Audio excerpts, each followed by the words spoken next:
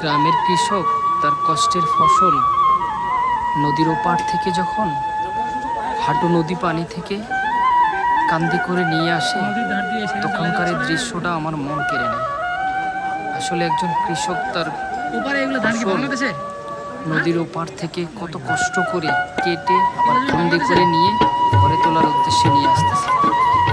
আসলে একজন কৃষককে তার ফসল আনার জন্য অনেক কষ্ট করতে হয়। একজন কৃষকের অনেক কষ্ট, আসলে সহজভাবে কোনো ফসল উৎপাদন করা যায় না। বিশেষ করে সীমান্তবর্তী অঞ্চলে কৃষকের কষ্ট অনেক বেশি। একজন নারী তার এই ফসল মাথায় করে নিয়ে বাসার উদ্দেশ্যে রওনা হয়েছে। এই প্রকৃতির সৌন্দর্য সুন্দর লাগলেও কৃষকের কষ্টটা আমার মন কেড়ে নিয়েছে।